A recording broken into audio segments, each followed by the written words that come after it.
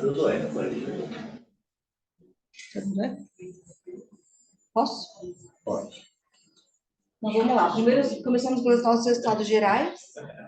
A gente tem aqui, nessa primeira tabela, o número total de ciclos. Ainda tem muita gente falando, né?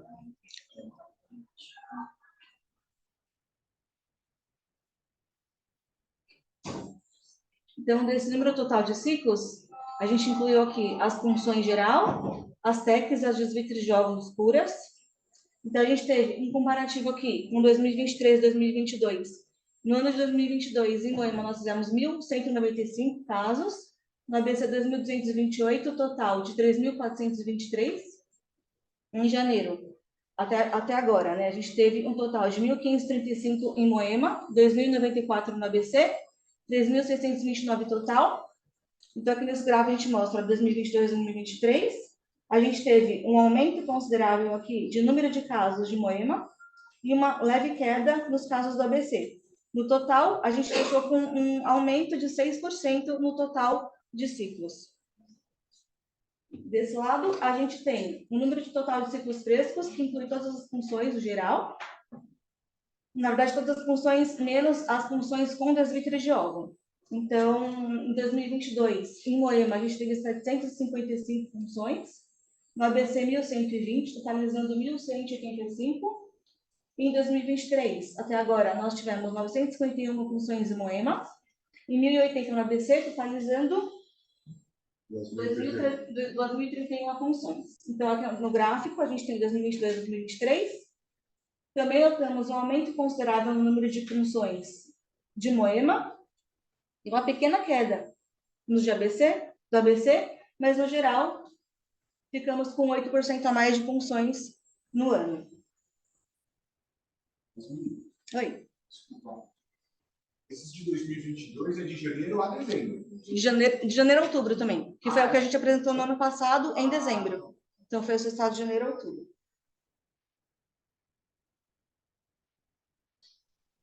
Então, aqui, a gente tem o número de TECs. Esse número de TECs inclui as transferências de embrião congelado geral. Então, todas as TECs estão aqui. No ano de 2022, a gente fez em Moema 338, no ABC 855, totalizando 1.193 TECs no Ideia Fértil. E em janeiro, 413 TECs em Moema, 831 no ABC, totalizando 1.244 TECs no Ideia Fértil. A gente teve aqui, em Moema, nesse ano, 66% de TECs com PGT e no ABC, 29% de TECs com PGT. No total, a gente teve aqui também um aumento do número de TECs em Moema, uma pequena queda do número de TECs no ABC, mas no total a gente teve um aumento de 4% no número total de TECs feitas pela Ideia Fértil. Então, o ciclo de preservação de fertilidade, a gente considerou aqui os casos dos ciclos com vitrificação de todos os óvulos, exceto as doadoras, então só os ciclos de preservação mesmo. A gente teve no ABC, em 2022, em Moema, 226 casos, no ABC, 188 casos, totalizando 414. Em 2023, 372 casos em Moema, 200 no ABC, totalizando 552. A gente teve um aumento nas duas unidades, um aumento considerável em Moema, aqui, foi de 65%, e no ABC 6%, totalizando 38% de aumento geral no número de preservação de fertilidade. Então, aqui, os ciclos de OD, a gente considerou ciclos de ovulação com óvulos frescos e descongelados. Em 2022, tivemos 31 casos em Moema, no ABC 32, totalizando 63. Em 2023, 78 casos em Moema, 107 no ABC, totalizando 185 casos no Ideia Fértil. Então, a gente vê aqui também que o número de casos de doadora, de ovulação, aumentou consideravelmente em Moema e no ABC, e no total aqui, a gente teve o dobro de casos de ovulação de 2022 para 2023. Aqui, os ciclos de FOT, que são as transferências de desvitres de óvulos puras, geral, próprios e de doadoras. A gente teve em 2022 17 casos, no ABC 43, 60 no total de fértil. Em 2023, 68 casos, 94 no ABC, total de 162 casos. Isso. E aqui no gráfico também aumenta, tanto no Moema quanto no ABC, e um aumento geral de casos de transferência de óvulo descongelado. Então, aqui um pouco dos nossos dados mais laboratoriais, né? Aqui a gente só fez uma média de idade das pacientes, então, não está aparecendo os valores, mas a gente teve uma média de idade 36,74 anos em Moema, no ABC 36,69 e no geral 36,72 de idade média.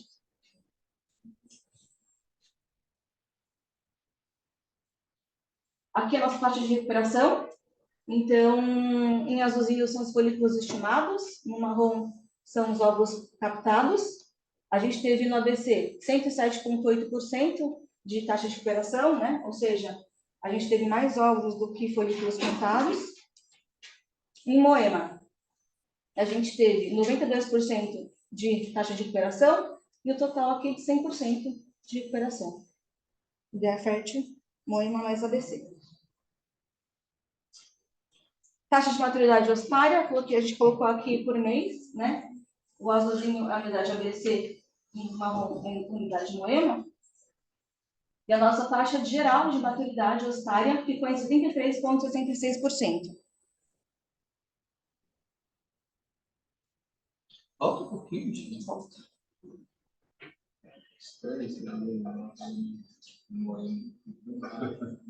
Aqui, né? É, que saiu muito da média. É.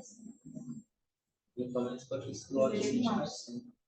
Média ficou 70%, média 73%, 70%. Uns 2 2 casos meses seguidos de estranho. Tem muito caso no cenário que normalmente É bem baixo, né? estranho.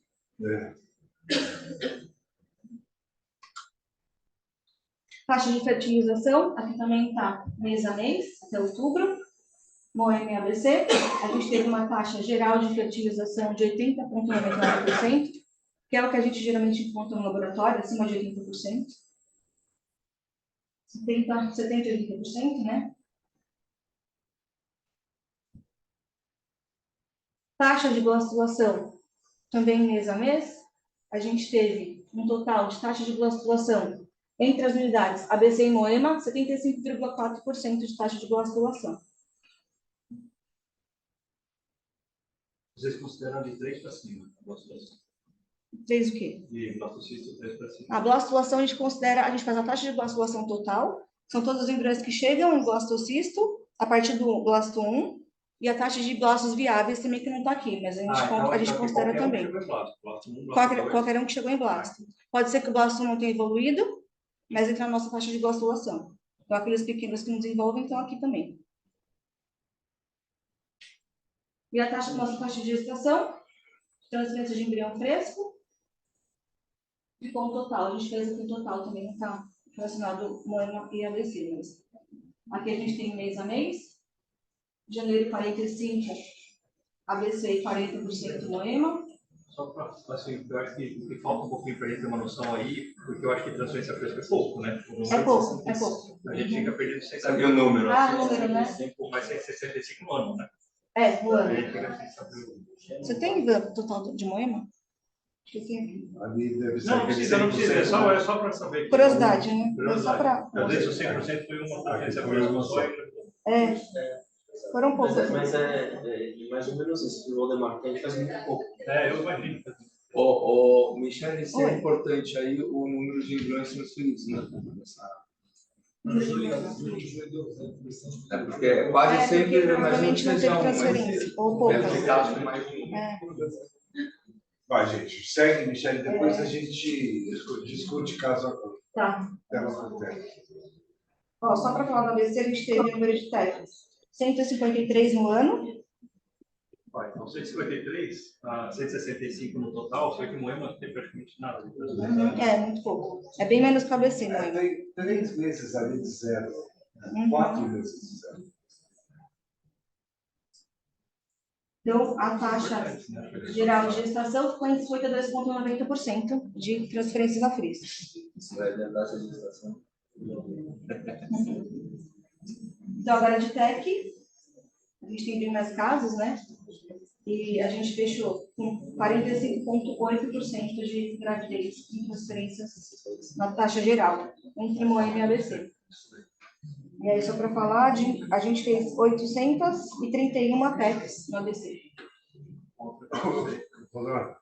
Depois a gente volta nessa tela, porque ela é super importante da gente discutir. Mas isso vai... um dado. Vamos embora, segue, até acabar. É só isso. Acabou. Então pode voltar na anterior. Não, volta na primeira. Vamos... Na primeira lá do início Na ou primeira, nessa? A gente vai discutindo agora Tá, então vamos lá. um por outro. Aí. Bom, gente, vamos. Aperta o negócio lá do admit, por favor. Do admit, já. O que é esse negócio chato? Bom, na realidade, aí você não tinha visto, Valdemar, mas isso é um número total de ciclos realizados. Eu fico super feliz porque a gente teve um aumento de 6% no universo em que a gente sabe por aí, por conta das informações, principalmente da indústria farmacêutica, de que tem uma queda global do mercado, né? Então, pensando nisso, está vendo? Agora, Pensando nisso, óbvio que a gente tem que imaginar que a gente conseguiu, apesar de todas as dificuldades, ter um crescimento bastante razoável dentro desse cenário, né? Então, se a gente fala em número total de ciclos de 6%, isso tem aí o fato de que nós conseguimos aumentar em algumas áreas de forma significativa, né? E é isso que eu quero discutir lá depois com vocês. E em outras áreas a gente ficou aí meio, não digo estagnado, houve uma queda aqui, mas eu acho que se a gente pensar no cenário nacional, a gente teve um ganho aí bastante significativo, né? Acho que isso é a primeira coisa. Vou comentar disso, Emerson? não, eu acho que o único ponto que é estratégico para nós é tentar melhorar um pouco a taxa de crescimento orgânico, né? Que é mais ABC que Moema. Mas, sem dúvida nenhuma, num cenário de retração, a gente conseguir ter crescimento é importante, né? O mercado da reprodução não melhorou no segundo semestre de 23, mas aqui está contemplado até outubro, né? Então, aqui o grosso é primeiro semestre. No primeiro semestre, o mercado nacional retraiu 9%. Então, crescer quando, em geral, está retraindo é interessante. Né? Acho que uma outra coisa que a gente pode levar em consideração também é que existem ciclos migrados do ABC para Moema, né? Então, talvez, se não houvesse essa migração, a gente tivesse aí se mantido sem crescimento, mas um crescimento discreto, né? Então, acho que isso também é um dado que a gente tem que levar em consideração. Alguém quer comentar disso? Eu queria entender esses ciclos frescos aqui, ele é com transferência fresca ou ciclos que iniciaram? Não, é só função. Só função. É que a rede Lara classifica total de ciclos com função geral, transferência de congelado e de ciclos de óvulos puro. Tá, então ali entra tudo. Não, só PO. Da direita é só Só função. A direita é só função. Mas função sem transferência, tá bom. Isso. Moema aumentou um quarto do outro ano, né? Isso mostra a confiança do laboratório de Lara, que provavelmente tudo de médico externo começou a fazer também um quarto a mais, é muito um ano. 25%. É bastante. a 28%. Né? Outros também, tipo, ação, muita coisa. Posso?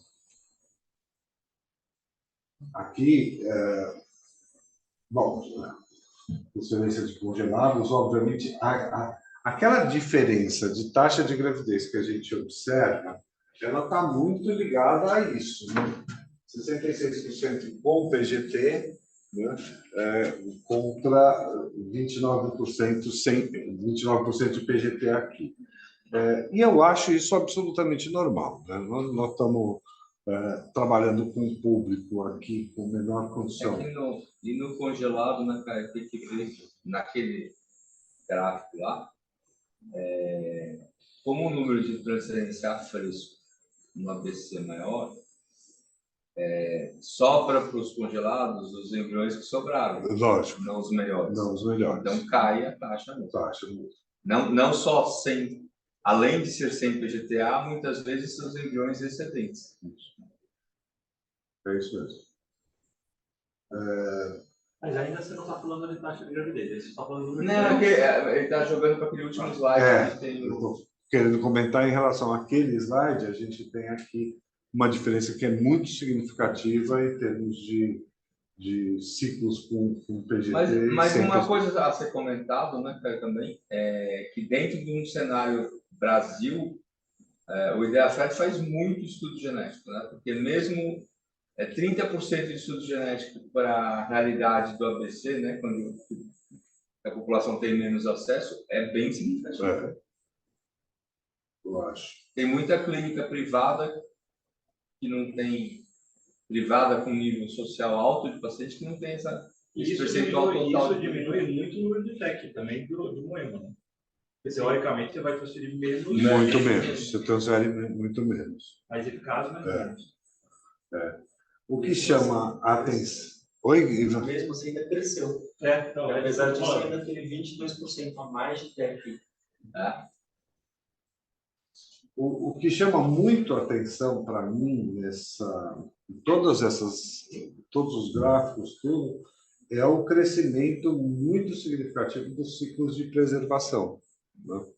Se a gente pensar, nós estamos falando em... Volta ao slide anterior? Quase 20%, é isso? De ciclos de... Hã? Das funções, cadê?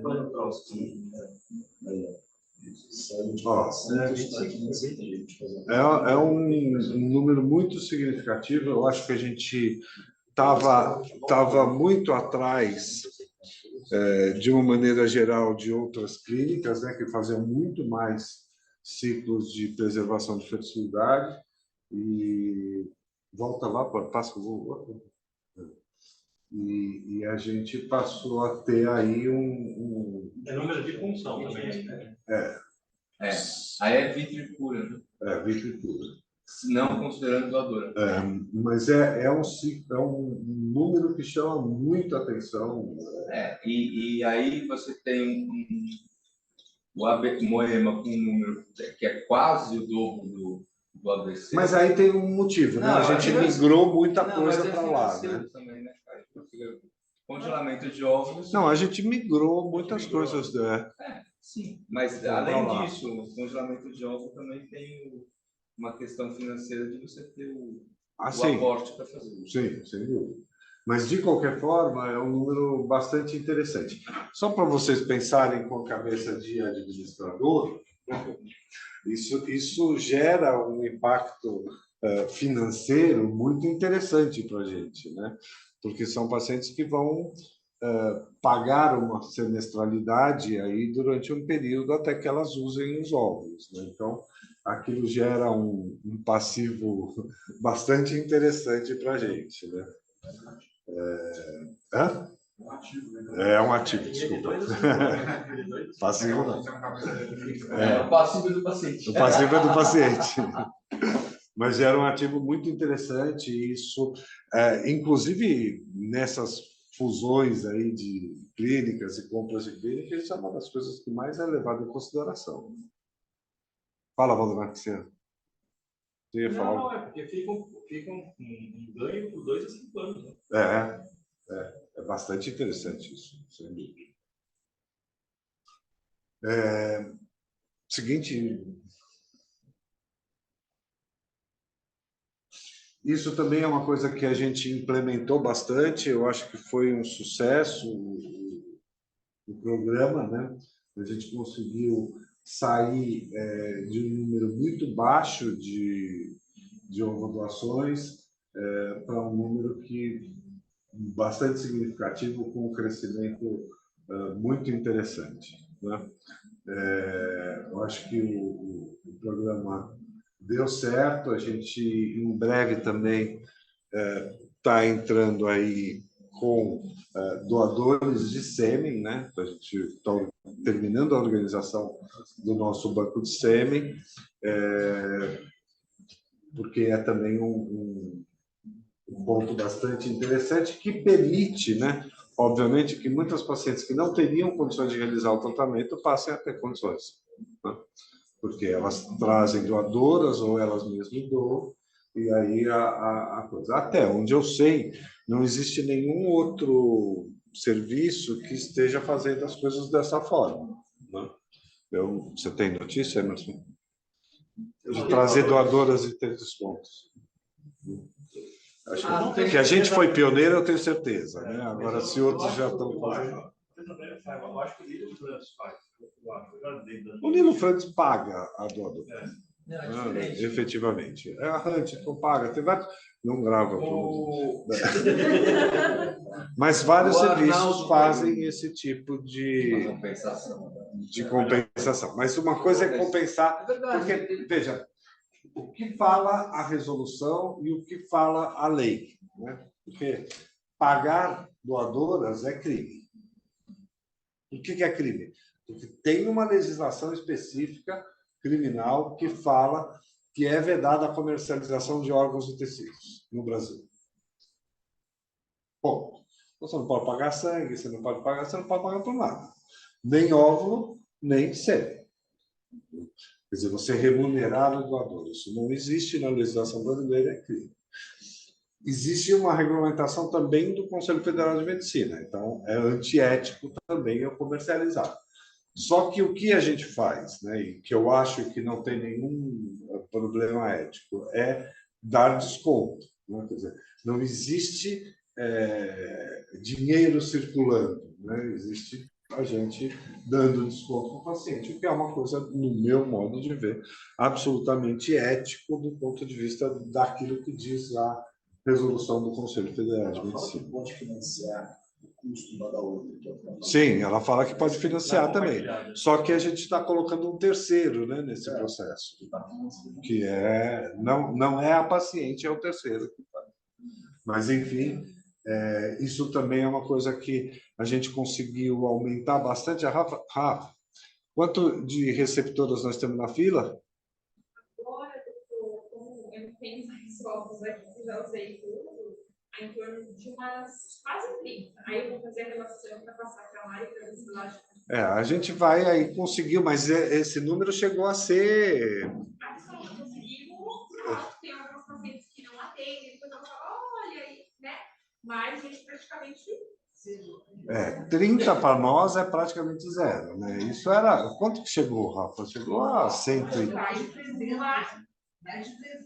Mais de 300 na fila, o que fez com que a gente tivesse aí A pasta de convocados já são 2 pastas, que elas ainda não retornaram. Então, vai devagarzinho, isso foi bastante interessante, isso é uma das coisas que permite também um desafogo financeiro, isso tem um monte de coisas aí bastante interessantes. Fala. Não está aí, mas nós temos pool de embriões tem embriões congelados para doação? Tem. Porque eu não tenho posto ainda, acho que não sei se houve doação de embriões. Já. Não, eu tenho nascimento com embrião doado. Né?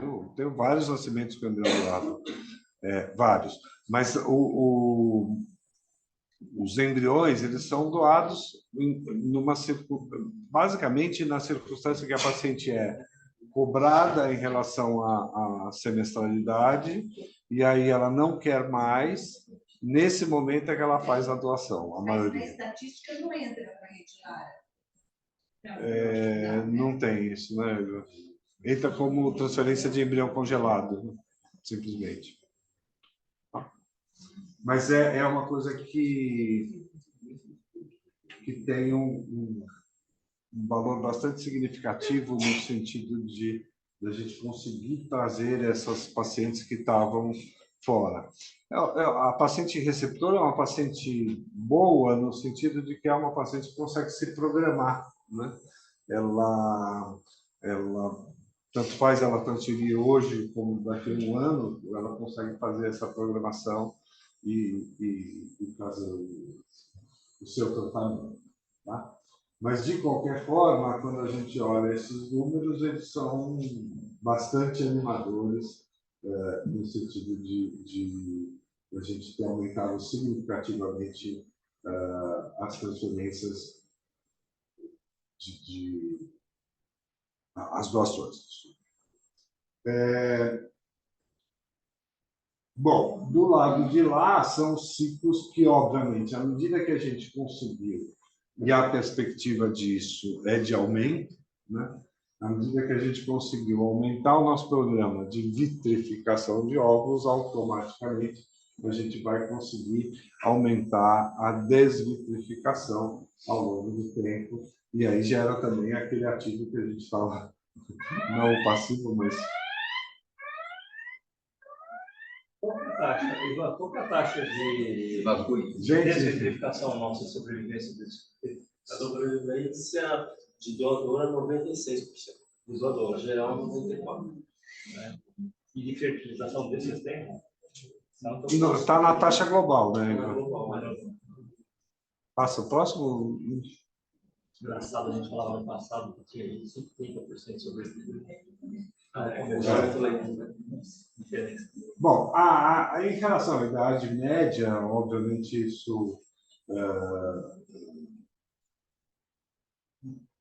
basicamente a gente tem aqueles 37%, 37 anos de média das nossas pacientes. Isso vem se mantendo ao longo dos anos. Eu acho que tem, se a gente fizer uma comparação com 2010, deve dar exatamente a mesma coisa. Eu acho que não tem muita diferença. Essa é a média de pacientes no Brasil mesmo, 37 anos.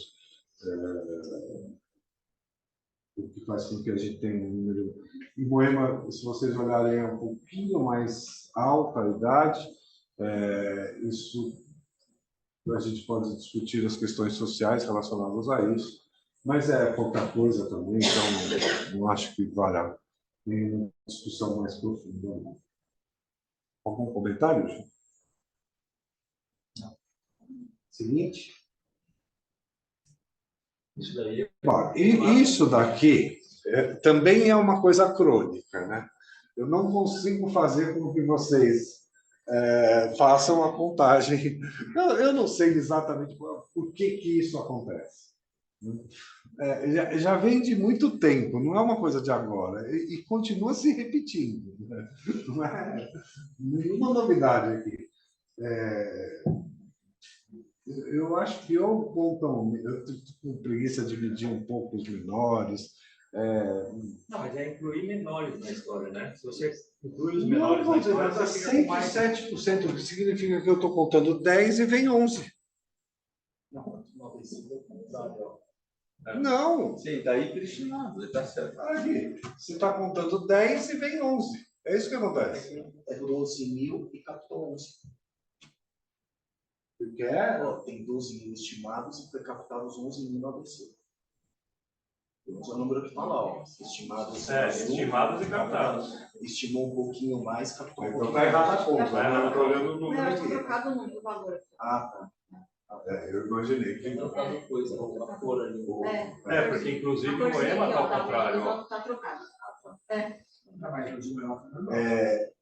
Não, mas na prática, qual que é o ABC e qual que é o Moema? Porque aí Porque mais uns 3 No Moema, aqui no ABC, aqui é o número de folículos contados e óvulos captados. mas está ao contrário. Está ao contrário. São 11 mil folículos contados e 12 mil captados. Então, a gente sempre tem, e isso acontece, eu estou falando para vocês que acontece há anos. Mas então está acontecendo em Moema também, ó, 9 mil contados e 10 Então, ao mil. contrário, contrário. Este número aqui é em si. Tá trocado aqui a legendinha. Aqui a gente estima 7. Ou você troca a legenda, tanto faz. Desculpa, gente. O que é, Renata? Não, aqui estima lá superestima. Não, lá. Quer dizer, mas o normal é você conseguir 80%, 90%. É isso. A taxa de captação de óvulos ela tem que ser próxima a 80%, 85%. Informa para vocês. Tem 14, por exemplo, tem 10 maiores e 3 menores. O médico não quer sair de. Eu não captei tudo. Não, isso tem a ver com o ego, eu não tenho a menor dúvida. Não. Eu acho que posso falar uma coisa. Pode. Enquanto a gente informa, eu acho que eu sei onde está essa diferença. Porque nós informamos tantos maiores, tipo 10 maiores e 3 menores. 3 menores de quanto? De 14. Às vezes tem um de 12, Sim, transitando em 13. Aí chega no dia da função, a gente funciona. Mas o às vezes não pode ser sempre. O problema é que é sempre aqui. Às vezes é normal. Às vezes a gente fala, tem 15 e vem 17. Mas é considerado foliculo dominante acima de 11. Então tem que importar todos acima de 11. Sempre foi acima de 14. Mas acima de 14 é uma chance maior de vir M2. Sim. Na sua cabeça. Mas é dominante acima de 11. Não, eu sei então, disso. Não sabe, porque o que está dando, desculpa, o que está dando diferença, eu sei que você sabe, mas a diferença que vocês não estão entendendo é disso. Em Moema está sendo reportado acima de 11. Então, aqui vocês estão reportando acima de 14. De 14, essa mas foi isso que ela falou. Mas o folículo dominante... É porque na marcação está escrito isso. De dar M2 ou não. Então, você quer dizer que a gente contou de 11, não informou, e ele veio como M2, então aí que dá o erro. Não veio como M2. Depois a gente vai olhar a taxa de maturação. M2, mas estou falando que é captável. Não, de captável. Você tem, às vezes... Não, mas a taxa de M2 lá está alta. Eu acho que a gente não conta. Aqui contém imaturo. Aqui é total. É total. Passa o próximo, então. Eu acho que tem uma outra questão também. Acho que no laboratório ele precisa se preparar para aquilo que é informado. Se tiver meio ou vaga preparada para congelar, aí o problema vai ser dele. Isso, né? Eu reporto quantos maiores e menores de 14 anos. Mas o ideal é de uma vez que a gente preparar outro. Também de comunicação geral. Mas já foi pior. Gente, já foi pior esse número. Já foi pior. A quantidade de blush que a gente tem no Não. Acho que Moema o pessoal faz mais com bomba. E acaba recuperando. Não, a gente não fala mais. A gente fala o número de folículos. Marca o número de folículos. Aqui, esse negócio de maiores e menores, talvez seja um viés. Mas isso era o que... Não, veja, a gente tem dois olhares nessa história, né? Quando, por exemplo, quando a gente fez o testes clínicos do Pecovelli, ele não era para contar folículo menor que 14, por exemplo. E o dia do trigger era 3 folículos acima de 17. Bom, mas ali é tudo então, então, mas no nosso software antigo também tinha isso de folículos maiores 14, e isso é uma coisa que vem.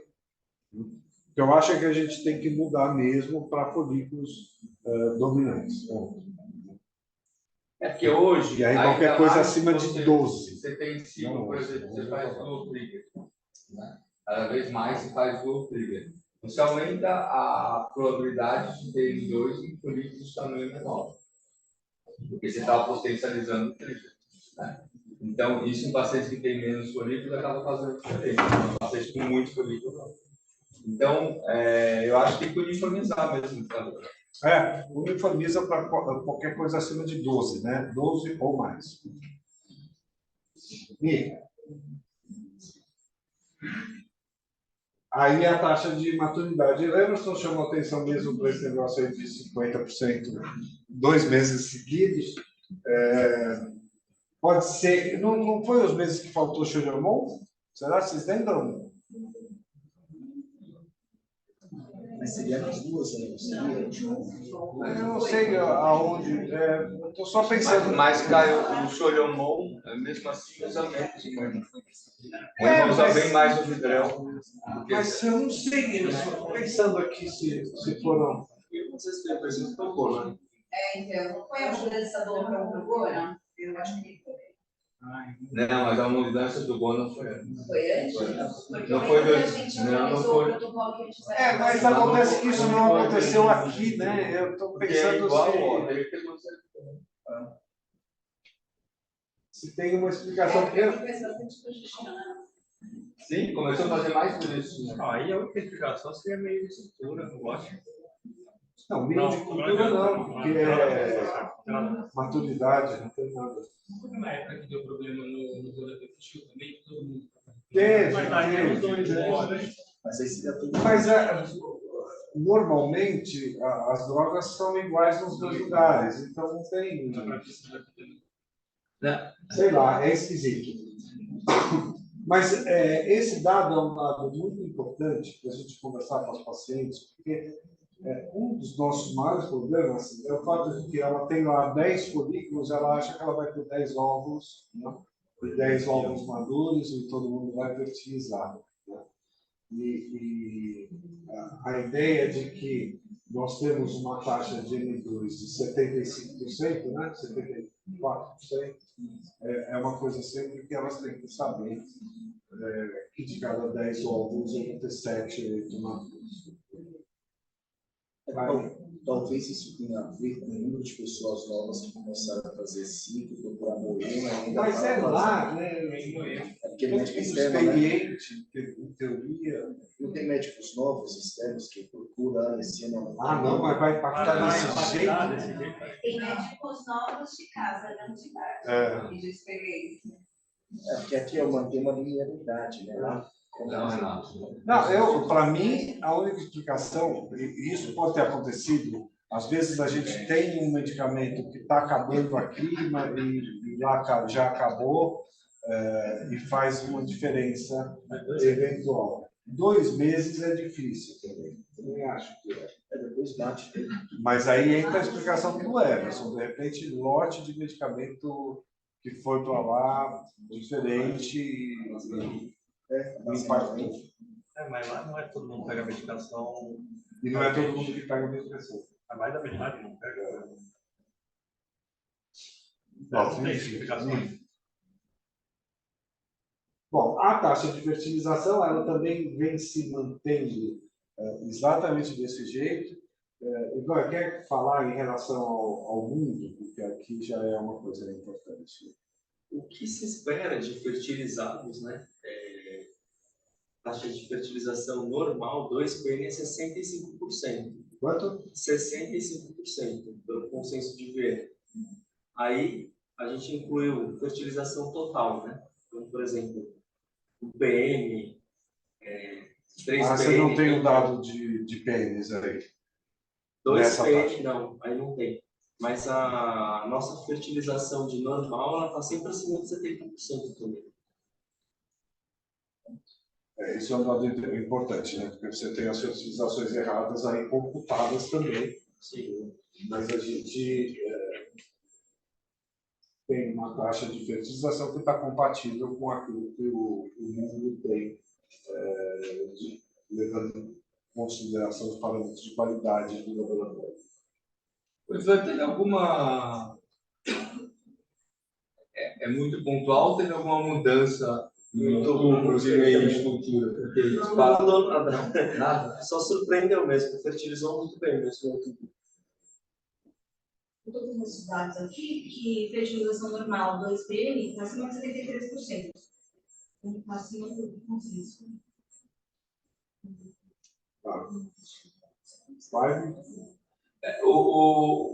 Antes de mudar, né, o que chama a atenção aqui também é que, embora tenha uma pequena diferença, ela talvez não seja nem significativa. Não é tudo, né? Mas lá não é Moema não é 100%, tá? Esquece.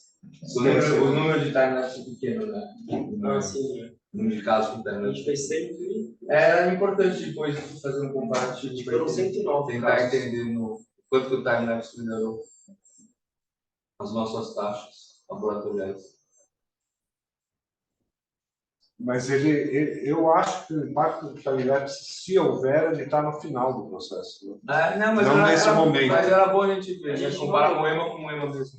A gente mandou para o Congresso Brasileiro, a gente teve um aumento de taxa de fertilização de zigotos normais, de pacientes com 40 anos ou mais, e de 36 a 39 anos a blastulação foi maior.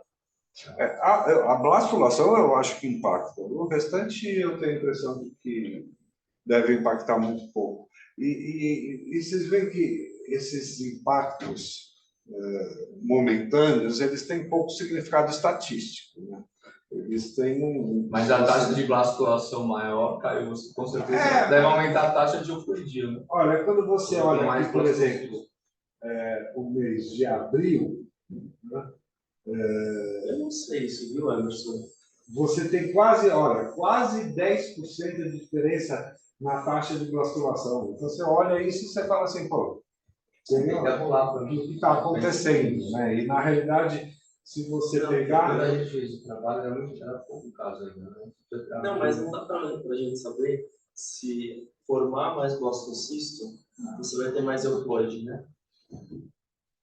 É muito variável. Se você pegar... Pode ser que você está melhorando a condição, mas os que não chegariam agora estão chegando. Tá. Você tem a taxa global de blastulação aqui e a de Moema? A taxa global de blastulação daqui é melhor do que a de Moema. É que, na verdade, o que acontece? A taxa de blastulação aqui é maior, porque quando eu vou calcular a taxa, eu tenho que separar os casos todos para CP. Então, aqui a gente continua com casos em D3. Então, quando eu vou filtrar, eu tenho que filtrar os meus casos que foram todos para blasto. Então, eu escolho mas D3. Quantos tem D3? Ainda, mas tem... Não tem um por mês? Tem Dois por considerável, mês? Você tem a taxa de... Tem muito pouco, não impactaria nesse... O que tem é aquelas pacientes que têm 1, 2 embriões que... Não, tá, a gente viu esse número ainda com 20, quase 20 e poucos. Né? De transferência de D3. Não. Sim, eles mostraram recente. Não é isso. É isso, Ney? Você chega a 20, mas... É 20. A gente viu isso recente. Não, e acontece também, às vezes, de mudar no meio do caminho, né? Por exemplo, tem embrião para levar para blasto, mas às vezes o médico decide transferir em D3. Exato. Por algum motivo, resolve transferir D3. Mas aí justifica porque a gente tem a taxa de blastulação maior no terceiro que não lembra que jogou no gráfico. Pode ser. Não sei se impactaria tanto assim, mas de qualquer jeito, se você está falando... Porque às vezes, por exemplo, você tem um caso ruim e transfere em D3, então sobra caso bom para ele. Lá todos são para blasto, e os casos ruins não ficam em D3. Agora que a gente fez essa nova regra, melhorou. Né? Que antes a gente tinha mais D3, né? Essa nova regra de número de embriões privados, número de top de D3, para decidir o que vai para blasto ou não, melhorou, aumentou o número de casos que vão para blasto. Em relação aos outros centros?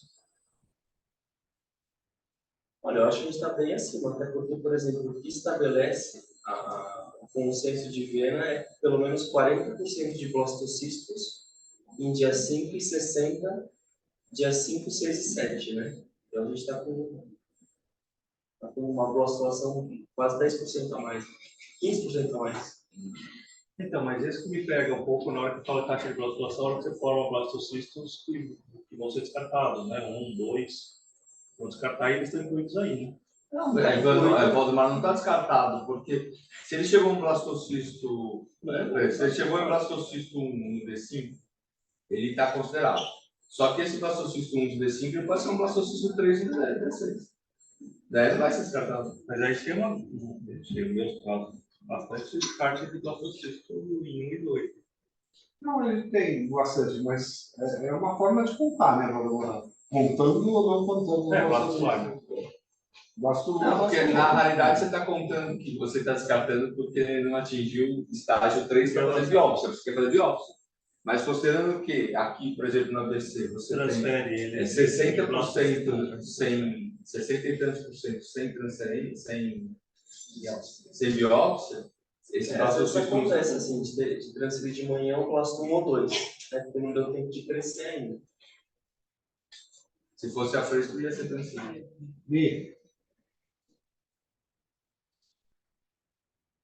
Bom, obviamente, aí a gente tem uma flutuação bastante grande entre meses, né?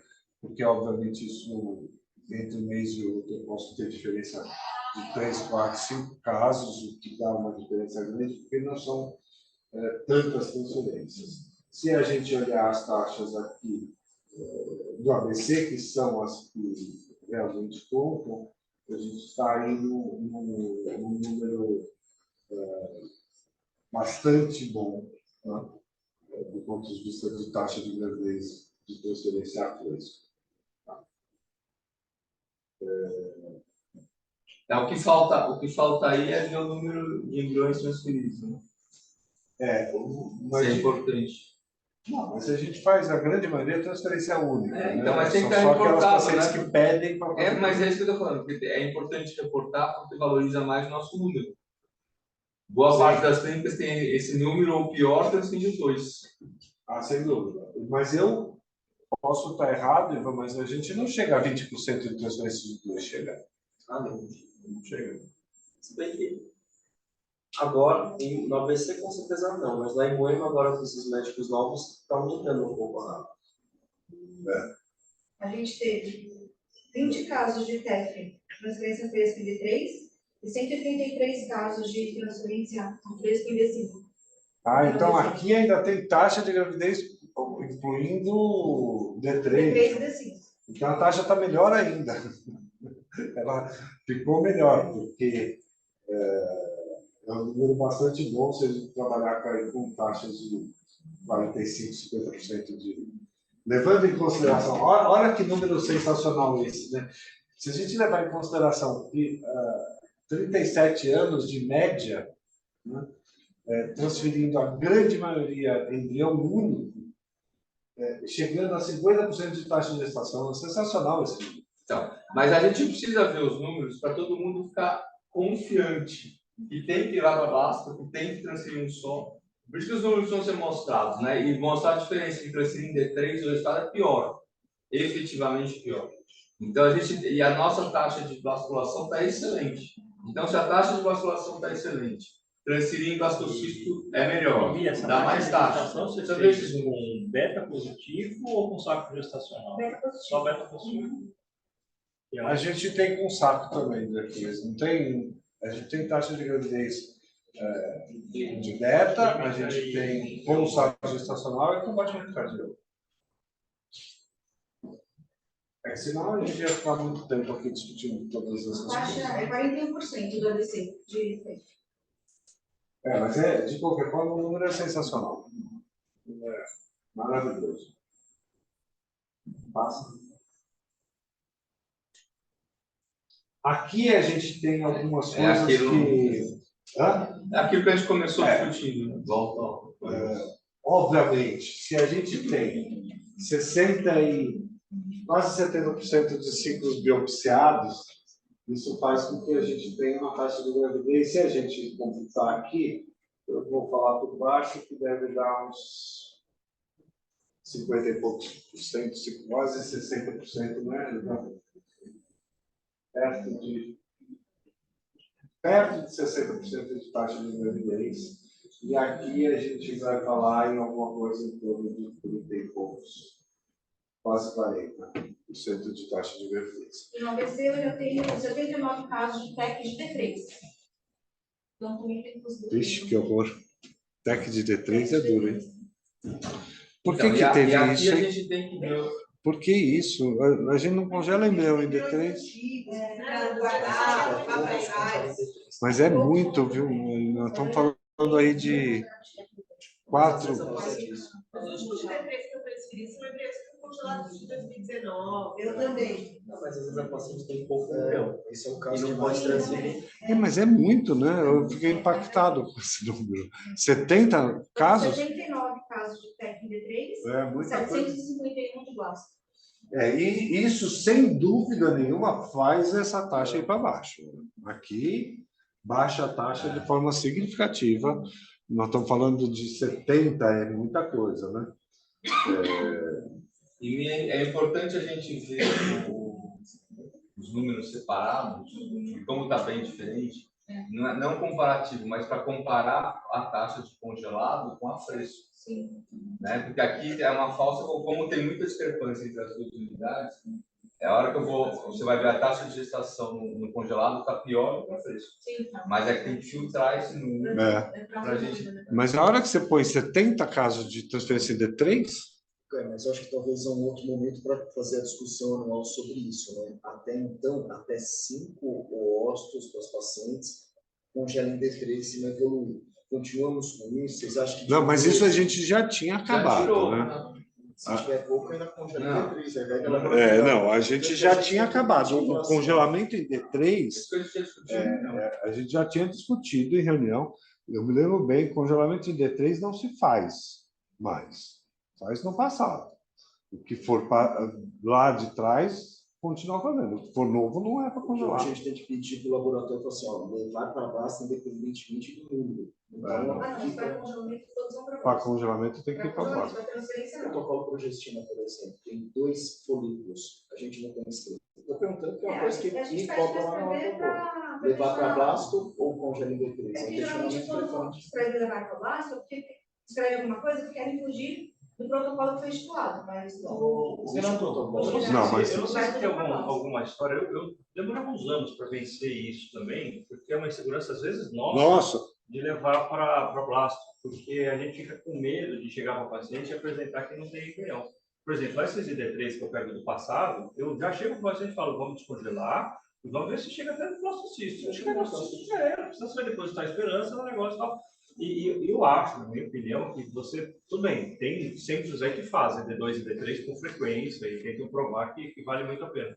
Mas a fresca ainda vai. Agora, congelar D3, assim... congelar D3 não pode. Se vocês forem ver os números, existem alguns centros europeus que são conceituados até, ou tradicionais, ou chefe de serviço conceituado, que fazem transferência em D3, e ultimamente nos congressos internacionais eles têm até apresentado. Aí você vai ver todos, sem exceção, são centros públicos onde a unidade só recebe por transferência.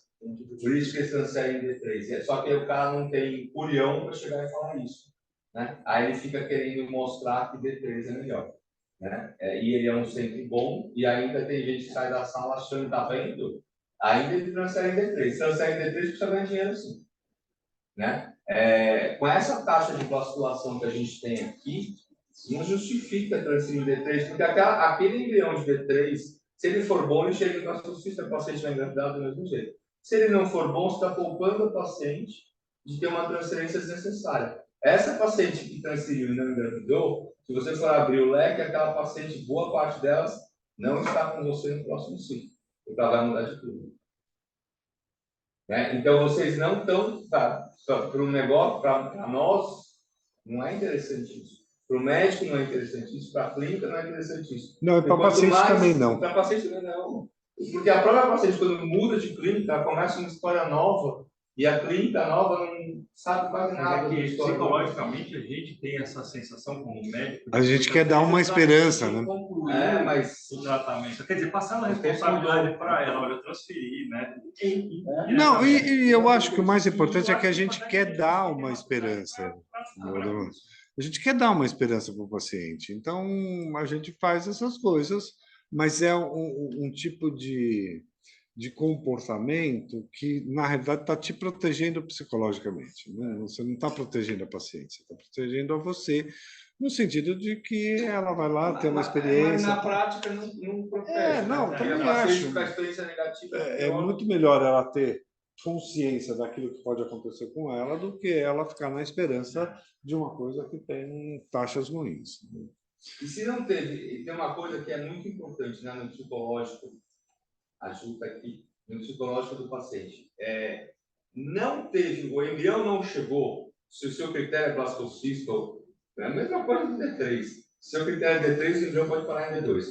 Se o embrião não chegou, a paciente, por mais frustrada que ela seja, ela tem a sensação de que algo saiu errado no ciclo dela e, eventualmente, seja o problema dela.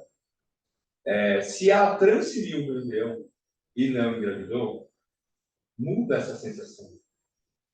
Né? Aí ela tem a sensação de meu caso deu errado, deu negativo. Isso pode ser por um problema meu, mas pode ser um problema da clínica também. Essa clínica não me fez engravidar. Tudo isso passa na cabeça do paciente. E trabalhar essa frustração. Vai bem. É isso. Sabe uma coisa que eu fiz, que acho que está faltando? Duas são importantes.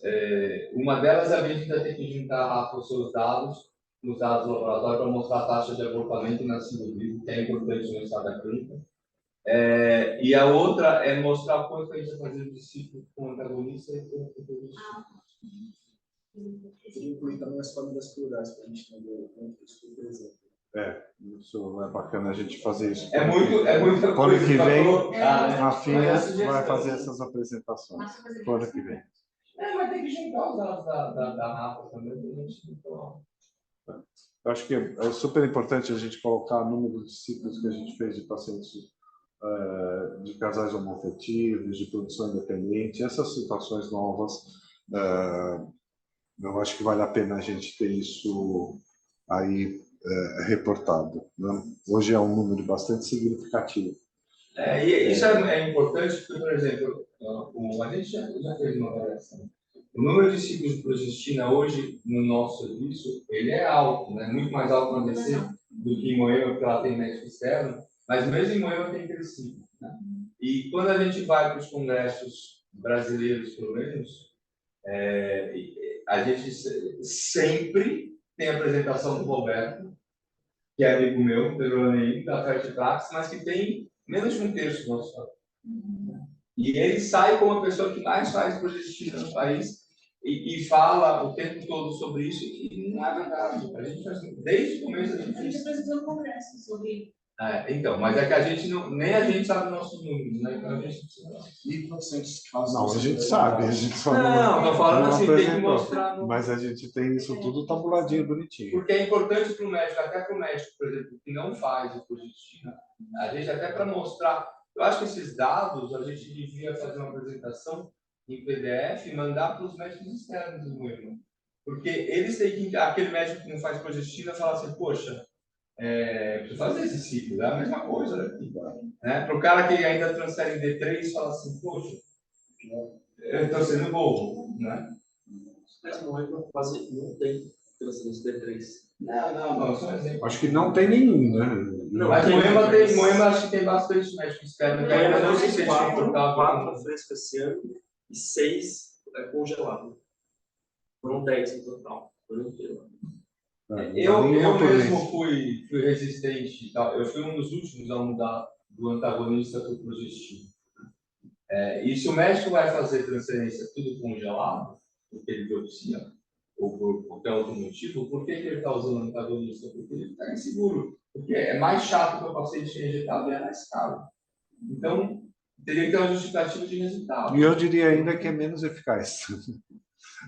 Tem mais ovulação espontânea com antagonista do que com progestina. Eu acho que a gente tem que... Até hoje eu acho que eu tive uma ovulação espontânea.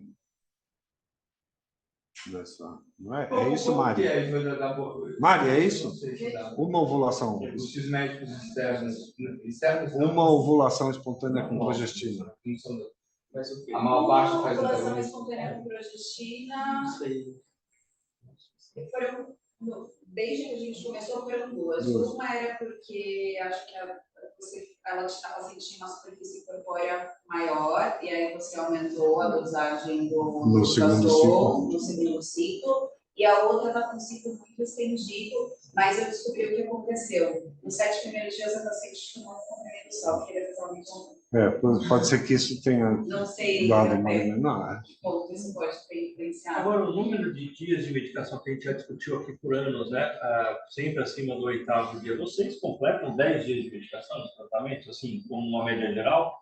Ou quanto? Então, posso te afirmar o seguinte: nos últimos meses, nenhum ciclo com menos de 8 dias de. Mas a média de está medicamento. para o 10 ou Não, tá a pro 8? média é para 10, 11. Não é isso, Rafa? Isso interfere. Não, mas acabou. Tinha muitos casos com menos de 8 dias e hoje a gente tem monitorado e não tem acontecido mais. Bom, gente, mais alguma coisa? Eu fico bastante orgulhoso dos nossos números, eu não sei se o Ivan também, mas eu fico bastante feliz, eu vejo um resultado que é nível adequado para nós e é só parabenizar a todos por essas taxas. Óbvio que dá para melhorar, é óbvio que a gente tem aonde trabalhar aí, mas de qualquer forma os resultados são consistentes e vêm se mantendo, né? Então, eu acho que a gente termina o ano com um resultado bastante positivo. E acho que é um elogio aí a todos, né, porque é a parte clínica também, mas eu imagino o quanto é difícil para o laboratório, né, com 2 unidades diferentes, com equipamentos diferentes, que é a verdade, manter números tão parecidos. Isso é de dar parabéns mesmo. Não é fácil, né, Bia? Só a gente sabe. Bom, gente, mais alguma coisa? Elô, Jéssica? Rafinha? Ju? Fechamento, então, é só 24, 25, 31 e 1. Laboratórios? 24, 25, 31 e 1. A gente tem que tomar muito cuidado, porque senão os caras do laboratório vão ter que fazer biópsia no Natal e do coisa. Então, e um dia a mais de medicamento, essas coisas todas não tem problema, né?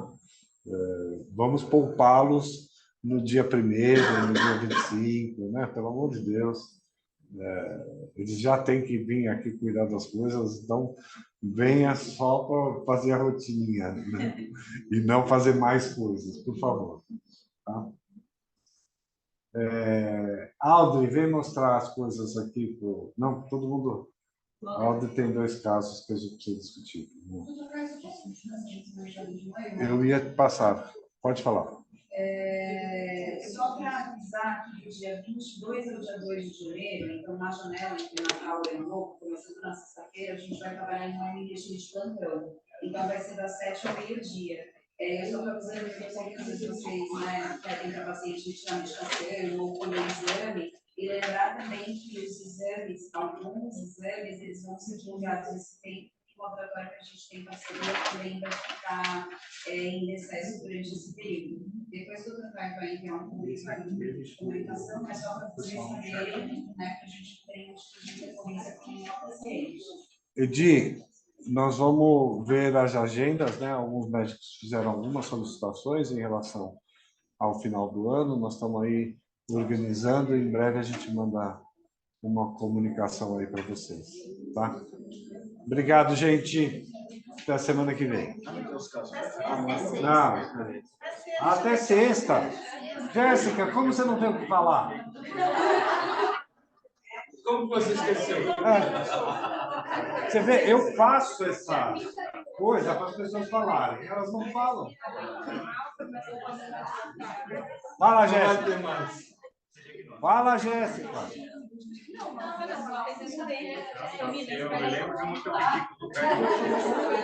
Até sexta, gente. Valeu,